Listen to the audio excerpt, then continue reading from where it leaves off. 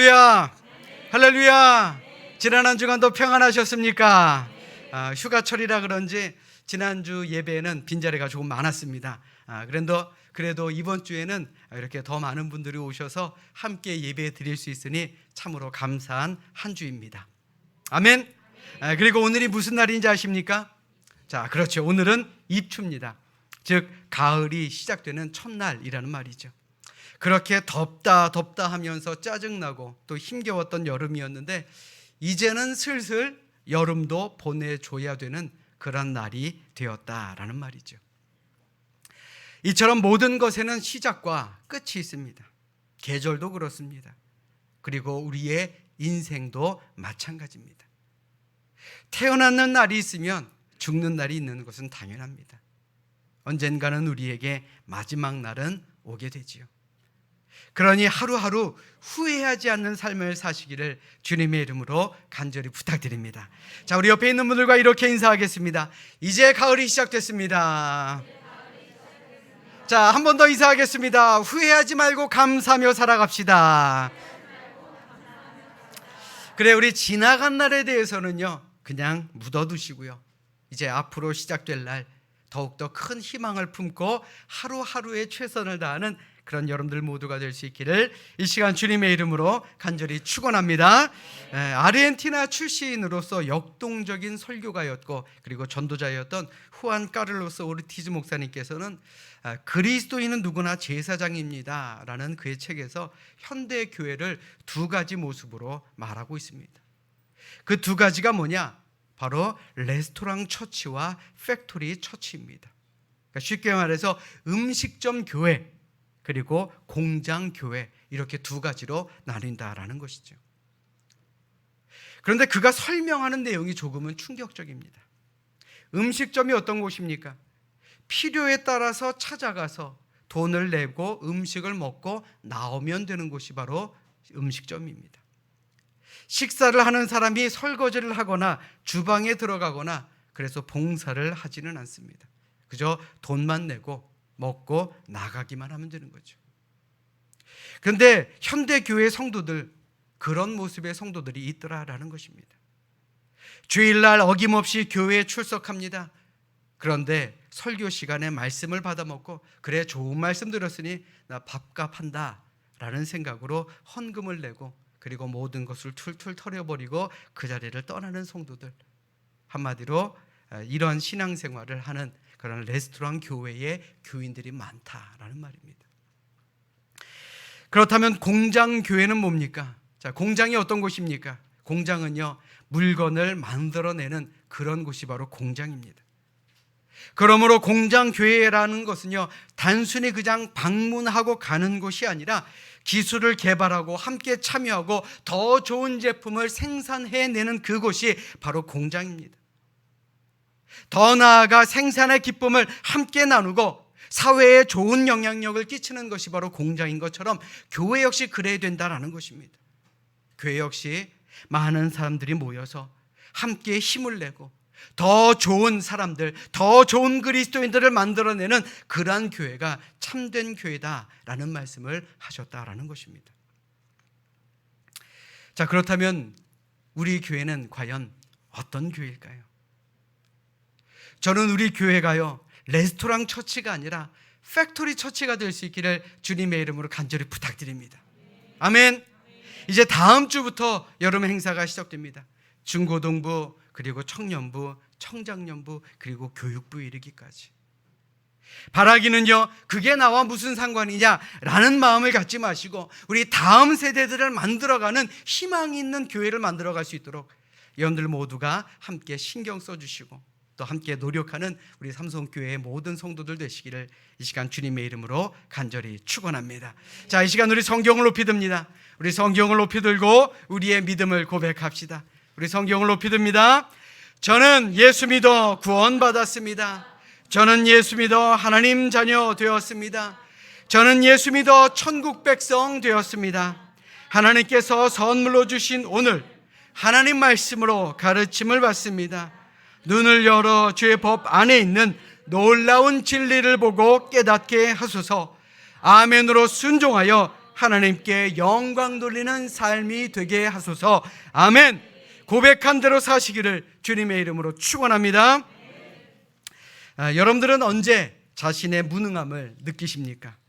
세상에 무능함을 느끼지 않는 사람은 없습니다.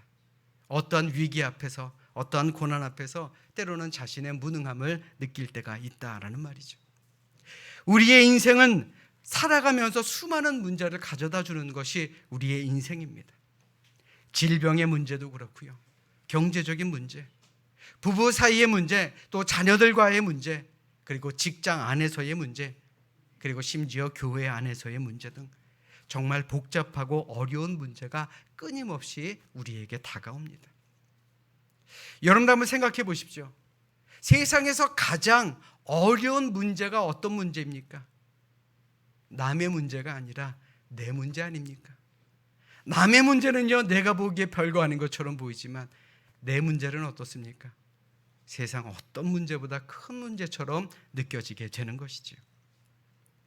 이렇듯 온갖 종류의 문제가 우리를 찾아와 우리의 마음의 평안을 위협합니다. 때로는 우리의 가정의 평안을 위협하고 가정을 위기로 몰아넣기도 합니다. 직장도 마찬가지고요, 교회도 마찬가지입니다. 어느 한 곳 문제가 없는 곳이 어디 있겠습니까? 이러한 곤경에 빠져 허우적거리며 나의 무능함을 확인하게 된다면 우리는 참으로 안타까운 마음이 들 수밖에 없다라는 말이죠. 오늘 본문에도 이러한 무능력함을 느끼는 아버지가 등장합니다. 이 아버지는 오로지 자신의 아들을 살려볼 생각으로 예수님 앞으로 찾아옵니다. 왜냐하면 아들이 귀신에 들렸기 때문에 그렇습니다. 이 귀신은 아들을 괴롭힙니다. 오늘 본문 15절의 말씀 보십시오.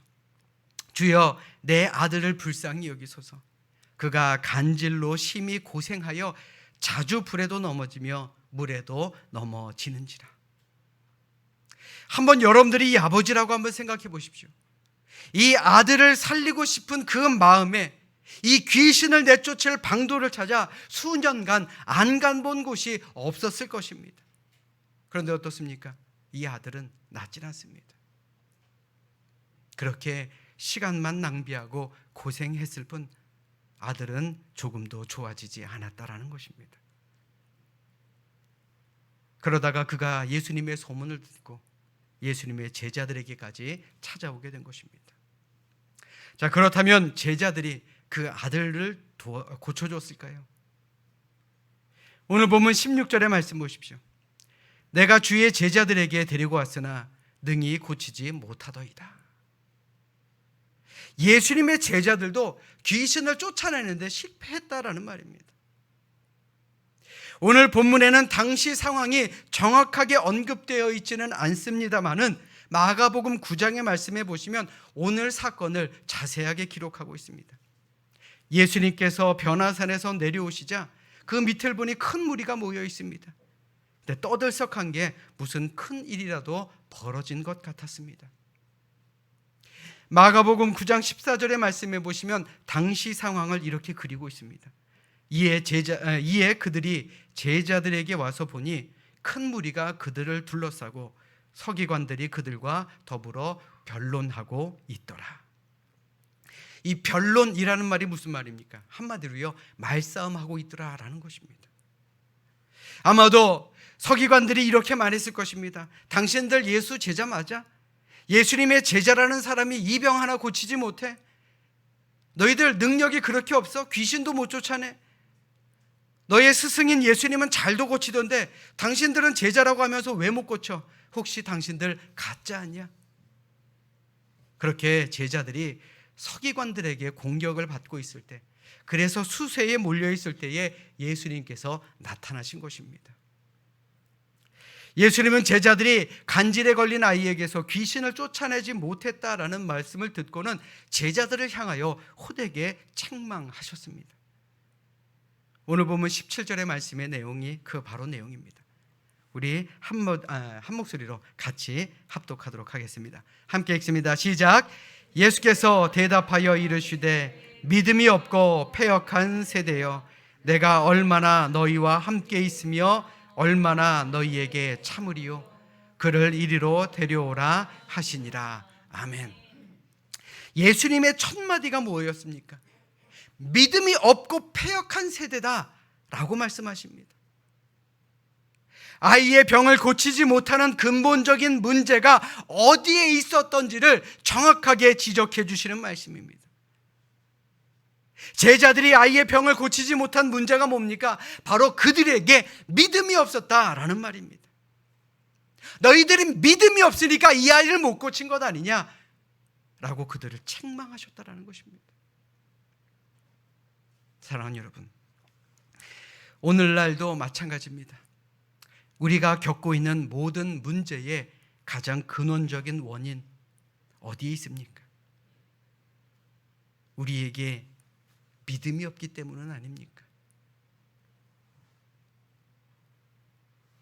우리의 삶에 왜 기쁨이 없습니까? 왜 하나님께서 약속하신 복과 은혜를 누리지 못하는 삶을 살아가고 있습니까? 왜 매일매일 절망하고 매일매일 염려하며 매일매일 불안해하며 살아가고 있습니까? 왜 고통의 신음소리를 내며 살아가고 있습니까? 우리에게 믿음이 없기 때문은 아닙니까? 우리에게 돈이 없기 때문에 근심 걱정합니까? 코로나 2년 지나는 시간 이후 한국 경제가 회복되지 않았고 점점 시간이 가면 갈수록 어려운 가운데 빠져들기 때문에 우리의 삶의 기쁨과 우리의 삶의 평안이 없는 것입니까? 저는 그렇지 않다고 봅니다. 러시아와 우크라이나의 전쟁으로 인해서 우리가 우리의 인생을 힘들게 살아가고 있습니까? 저는 아니라고 봅니다. 이 한국의 정치판이 어지러워 마음의 기쁨과 평안이 없이 살아가고 있습니까? 저는 아니라고 봅니다. 우리의 믿음이 없기 때문은 아닙니까? 성경은 세상의 문제가 전부가 아니라고 말씀합니다. 문제는 돈벌이가 안 되는 데 있는 것이 아니라 우리에게 믿음이 없기 때문에 그렇습니다. 믿음으로 우리 앞에 놓여 있는 문제들을 바라보지 못하기 때문에 우리의 삶이 힘든 것뿐입니다. 믿음의 눈으로 들어보지 못하니 우리의 마음에 희망이 생기지 못하는 것 때문입니다. 내일에 대한 비전을 바라볼 수 없기 때문에 하루하루 지친 삶을 살아가게 되는 것 아니겠습니까? 한마디로요, 우리에게 믿음이 없기 때문 아니냐라는 말씀입니다. 여러분들에게는 믿음이 있습니까? 믿음이 있으십니까? 믿음이 있으십니까? 하나님께서 여러분들과 함께 하심을 믿으시기를 주님의 이름으로 간절히 축원합니다. 구약의 하박국 선지자 시대는 실로 엄청난 고난의 시대였습니다. 북쪽에서는 바벨론의 군사들이 이스라엘을 향해 진격해오고 있습니다. 또 주변의 강대국이 언제든지 그들을 집어삼키려고 눈을 부라리고 있습니다. 바벨론의 공격을 받으면 그 나라는 완전히 초토화되어 버릴 것이 너무나도 명확했습니다. 더군다나 나라 안에서는 기근과 흉년으로 인해 먹을 것이 없어집니다. 뿐만 아니라 선하고 의롭게 기도하며 살아가려는 사람들, 권력자들과 악을 행하는 사람들에게 모든 것을 빼앗겨 버리고 희망조차도 잃어버린 그런 시대였습니다. 그런 문제를 가지고 하박국 선지자는 하나님을 찾아가 기도합니다. 그랬더니 하나님께서는 하박국 선지자의 그 안타까운 기도를 들으시고 이렇게 응답하셨습니다. 하박국 2장 4절의 말씀입니다. 보라, 그의 마음은 교만하며 그 속에서 정직하지 못하나 의인은 그의 믿음으로 말미암아 살리라. 의인은 뭐로 산다 그랬어요? 그렇죠. 의인은 믿음으로 산다 그랬습니다. 다시 한번 묻겠습니다. 여러분들에게 믿음이 있으십니까? 하나님이 나와 함께 하신다는 믿음이 있으십니까? 그렇다면 이 모든 어려움 이겨내지 못할 이유가 어디에 있겠느냐라는 말입니다. 하나님의 응답을 들은 하박국 선지자는 믿음의 눈을 들어 메마른 땅을 바라보기 시작합니다. 그랬더니 그는 이런 노래를 부를 수 있었습니다. 하박국 3장 17절로 18절의 말씀 자막으로 준비해서 우리 같이 읽도록 하겠습니다. 우리 함께 읽습니다. 시작. 비록 무화과 나무가 무성하지 못하며 포도나무에 열매가 없으며 감람나무에 소출이 없으며 밭에 먹을 것이 없으며 우리의 양이 없으며 외양간에 소가 없을지라도 나는 여호와로 말미암아 즐거워하며 나의 구원의 하나님으로 말미암아 기뻐하리로다. 아멘. 하나님으로 말미암아, 하나님으로 인해 즐거워하며 기뻐한다라는 것, 메마른 땅을 바라보면서 했던 이 하박국 선지자의 고백이었습니다. 사랑 여러분, 여러분들의 가정에도 문제가 있습니까? 남편이나 아내 때문에 문제가 있는 것이 아닙니다. 우리에게 믿음이 없기 때문입니다. 우리가 믿음으로 그 문제를 풀어가려고 하지 않기 때문에 우리의 마음이 죽을 만큼 힘든 것뿐입니다. 혹 자녀들로 인해서 힘든 분들 계십니까? 그것은 우리가 믿음의 눈으로 바라보지 못하기 때문에 그렇습니다. 자녀들에게 문제가 있는 것이 아니고요, 그들과의 문제를 믿음으로 풀어가려는 그런 노력이 우리에게 없기 때문은 아닌지 우리 한번 생각해 봐야 하지 않겠습니까? 우리 모두 믿음을 갖는 믿음의 사람들이 되시기를 주님의 이름으로 축원합니다. 다시 본문으로 돌아갑시다. 제자들 앞에 간질병 걸린 아이가 있다는 것 때문에 문제가 일어난 것이 아닙니다. 물론 문제의 발단은 거기서부터 시작되었을지는 몰라도 진짜 문제가 뭐였느냐, 제자들에게 믿음이 없었다라는 데에 진짜 문제가 있는 겁니다. 만약 제자들에게 믿음이 있었다면 그 상황에서 그들은 아이를 고쳐주었을 것입니다. 그러니 진짜 문제가 뭡니까? 제자들에게 믿음이 없었다라는 것이죠. 그래서 예수님께서는 오늘 본문 20절 말씀에서 이렇게 그들에게 가르쳐 주신 것입니다. 진실로 너희에게 이르노니 만일 너희에게 믿음이 겨자씨 한 알만큼만 있어도 이 산을 명하여 여기서 저기로 옮겨지라 하면 옮겨질 것이요 또 너희가 못할 것이 없으리라. 아멘. 여러분들에게는 어떤 믿음이 있습니까? 사실 이 믿음이라는 것은요, 말 한마디로 정의하기가 참으로 어렵습니다. 그런데 제가 감히 믿음을 한마디로 정의해 본다면 믿음은 뭐냐? 하나님을 전적으로 믿고 하나님께 모든 것을 맡기는 것입니다. 아멘. 하나님께 맡기면, 내 문제를 하나님께 와서 맡기면 이 모든 문제를 해결해 주신다라고 확신하는 것, 이것이 믿음이다라는 말입니다. 우리 인생의 어려운 짐, 우리의 인생의 무거운 짐, 우리의 인생에 있어서 참으로 견디기 힘든 모든 문제들, 그것으로 힘들어할 때 우리가 하나님께 우리의 도움의 손길을 내밀고 하나님을 의지하게 될 때에 하나님께서 우리의 무거운 짐을 대신 지시고 우리에게 평안과 안식을 허락해 줌을 믿는 것, 이게 바로 믿음입니다. 아멘. 여러분들에게 믿음이 있으십니까? 이럴 때 믿음이 아멘이 커야 되는 거예요. 여러분들에게 믿음이 있으십니까?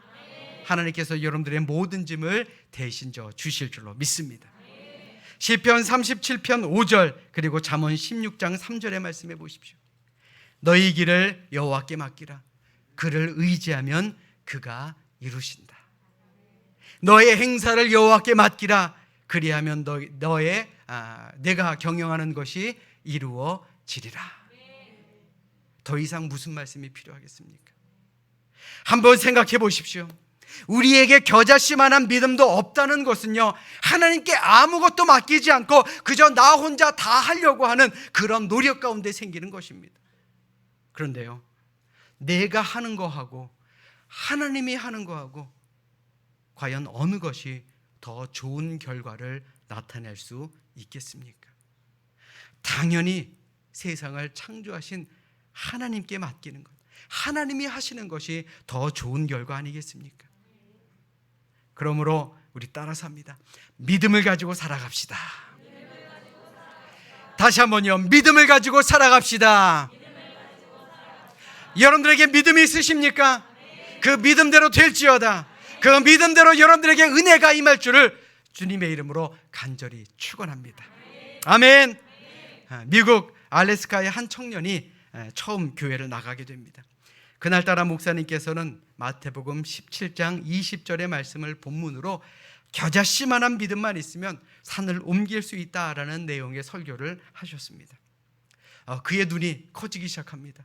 왜냐하면 그 청년의 집 뒷산은 매년 겨울이면 눈사태가 나서 골치를 앓고 있었기 때문에 그 설교를 들은 그 청년은 놀랄 수밖에 없었습니다.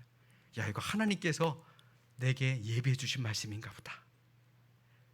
그는 자기가 그런 일을 해봐야 되겠다라고 마음먹고 그 응답을 받기 위해서 그런 열심히 기도하기 시작합니다. 그런데 문제가 생깁니다. 그가 기도하고 있다라는 소식이 담임 목사의 귀에 들어간 것입니다. 담임 목사는 은근히 걱정되기 시작합니다.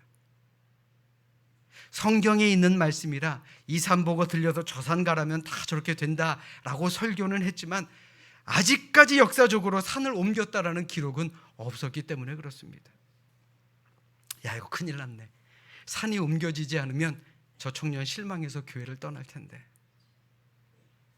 그럼에도 이 청년은 열흘이 가고 20날이 가도 포기하지 않고 끝까지 기도하기 시작합니다. 그리고 40일이 되던 날에 그는 싱글벙글 웃으며 목양실로 들어와서 이렇게 말합니다. 목사님, 현대는요, 하나님께서 기적적으로 산을 번쩍 들어서 이 땅으로 옮기는 것이 아니고요, 기계로 옮기시더라고요. 마을 옆에 새로 만드는 고속도로에 흙이 필요하다 그래서 큰 트럭들이 와서 제 집 뒤에 있는 산에 있는 흙을 계속 실어가는 바람에 이제 산에는 거의 흙이 남아있지 않았습니다 라는 이야기를 했다라는 것입니다. 오늘 사건을 기록한 마가복음 9장 23절의 말씀에 예수님께서는 귀신 들린 아이의 아버지에게 이렇게 말씀하십니다. 할 수 있거든이 무슨 말이냐? 믿는 자에게는 능히 하지 못할 일이 없느니라. 아멘. 아멘. 그러나 안타깝게도 제자들에겐 이러한 믿음이 없었습니다. 예수님께서 병자를 고치신 후에 예수님의 제자들의 반응을 한번 봅시다. 오늘 보면 19절에 제자들이 뭐라고 말합니까? 이때에 제자들이 조용히 예수께 나와 이르되 우리는 어찌하여 쫓아내지 못하였나이까? 예수님 앞에서 얼마나 부끄러웠던지 그들은 당당히 예수님 앞으로 나오지도 못했습니다. 조용히 예수님 앞에 나와 예수님, 우리가 왜 실패했지요? 라고 물어본 겁니다. 그때 예수님께서는 제자들에게 너희들의 믿음이 겨자씨 한 알만큼도 없었다라고 말씀하신 것입니다.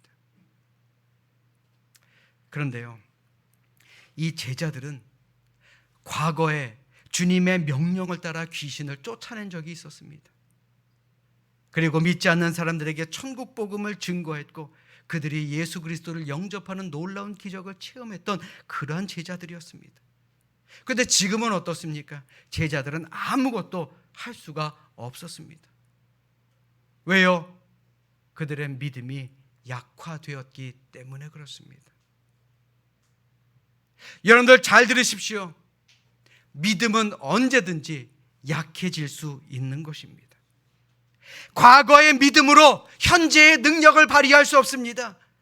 오직 현재의 믿음만이 우리의 능력이 되는 것입니다. 그렇다면 여러분들은 어떠십니까? 지금 어떤 마음으로 이 자리에 오셨습니까? 어떤 믿음을 지금 이 자리에서 갖고 계십니까? 과거의 영광, 과거의 능력, 과거의 믿음은 우리에게 그렇게 중요한 것이 아닙니다. 지금 이 자리에 있는 우리의 믿음 과연 어떠한지 우리 스스로에게 물어봐야 한다는 말입니다. 여러분들 스스로도 한번 물어보십시오. 가슴에 손을 얹고 한번 스스로에게 한번 물어보십시오. 과연 나에게 겨자씨만한 믿음이 있는가? 과연 나에게 겨자씨만한 믿음이 있다면 결코 기적을 이루는 것이 불가능하지 않다라는 믿음이 우리에게 있어야 하지 않겠습니까? 지금 우리 교회는 큰 비전을 놓고 함께 기도하고 있습니다. 많은 목사님들도 우려하고 계십니다. 그렇다면 여러분들은 어떻습니까? 이 일이 불가능하게 느껴지던가요? 새로운 성전 건축은 힘들 것이다, 불가능할 것이다 라고 생각된다면 그 근거가 우리 스스로에게 있는 겨자씨 한 알만한 그런 믿음도 없기 때문은 아닌지 한번 생각해 봐야 하지 않겠습니까? 사랑하는 여러분, 인간관계에 있어서 신뢰보다 더 중요한 것은 없습니다. 그러나 하나님을 향한 믿음, 더욱더 그러해야 합니다. 믿음은요, 우리에게 생명력을 불어넣어 줍니다. 그리고 그 생명력은 바로 우리에게 용기를 만들어냅니다. 그래서 우리가 하나님의 말씀을 의지해서 불가능한 일도 도전하게 되고요, 그리고 위험 부담이 있어도 하나님의 말씀을 믿고 부딪힐 수 있게 되는 것입니다. 그 결과가 뭡니까? 바로 기적입니다. 믿으시면 아멘. 아멘. 그러므로 세상을 바라보는 그 믿음, 그 마음, 그 눈, 그것을 가지고 하나님의 뜻을 구하지 마시고요, 우리 하나님께 기도합시다. 겨자씨만한 믿음이라고 달라고요. 아멘. 영국에 존 윌턴이라는 사람이 있었습니다. 그는 26살까지 그저 흘러가는 인생을 살았던 사람입니다. 어느 것 하나 최선을 다하는 법도 없었고 그저 여기저기 기웃기웃하며 방랑 생활을 하다시피 했습니다. 그러던 중 우연히 교회에 나가 설교를 듣는 가운데 그에게 큰 변화가 일어나게 됩니다. 그래, 겨자씨만한 믿음이 있으면 이 산을 옮기라고 해도 옮겨질 것이구나. 그 말씀을 듣고 그는 겨자씨 하나를 얻어 자신의 주머니에 잘 넣고 다닙니다. 내가 아주 작은 겨자씨만한 믿음만 있다면 내 삶에 불가능은 없다라고 믿기 시작했다라는 말입니다. 그의 믿음대로 그는 많은 기도의 응답을 받게 됩니다. 유명한 실업가로 크게 성공을 하게 됩니다. 그가 71살 은퇴할 때에 그는 엘리자베스 여왕 2세로부터 자귀까지도 받기도 했습니다. 사람들이 그에게 이렇게 물어봅니다. 당신은 왜 항상 그 작은 겨자씨를 주머니에 넣고 다니십니까? 그때마다 그는 이렇게 대답했다고 합니다. 저는 좌절할 때마다 이 작은 겨자씨 하나를 꺼내어 봅니다. 하나님이 겨자씨만한 믿음이 있다면 못할 것이 없다라는 그 말씀을 저는 다시금 상기해 봅니다. 그리고는 스스로에게 물어봅니다. 과연 나에게 겨자씨만한 믿음이 있는가? 겨자씨만한 믿음이 있는가? 스스로 물어보고 돌이켜보고 그리고 다시 용기를 얻어냈습니다 라고 대답했다라는 것입니다. 사랑하는 여러분, 지금 우리가 살아가고 있는 이 세계는요, 이 세상은 좌절과 불안으로 가득 차 있습니다. 비록 우리가 불확실한 시대를 살아가고 있지만 그리스도 안에서 모든 것이 가능하다라는 겨자씨 한 알만큼의 믿음을 가지고 살아갈 수 있기를 주님의 이름으로 간절히 축원합니다. 사단은 우리에게 늘 말합니다. 너는 이제 불행할 수밖에 없어. 내가 하는 모든 일은 다 실패할 거야. 내가 바라는 모든 것은 현실적으로 이루어지지 않을 거야 라고 우리에게 유혹하며 속삭일 것입니다. 그런데 그 말을 믿지 마십시오.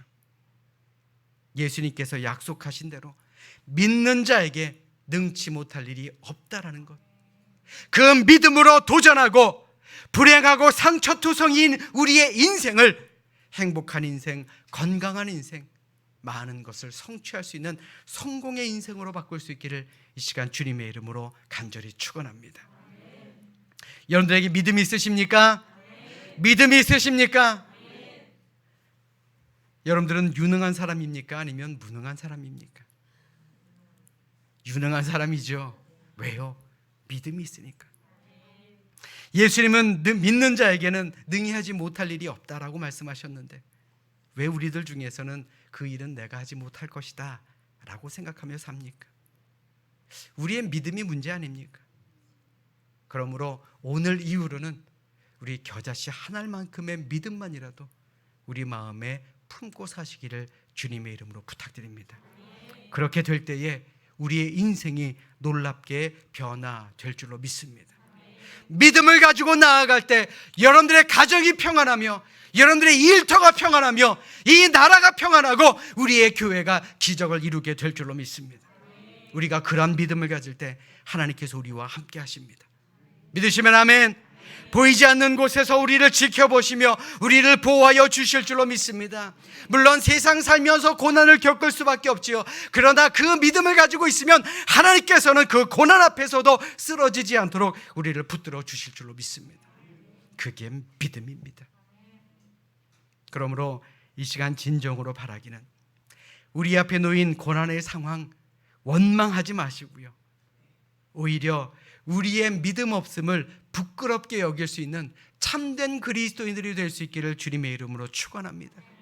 뿐만 아니라 흔들림 없는 굳은 믿음을 가짐으로 말미암아 작은 믿음으로도 큰 기적을 이루는 우리 사랑하는 삼성교회 모든 성도들이 될 수 있기를 이 시간 주님의 이름으로 간절히 축원합니다. 축원합니다. 기도하겠습니다.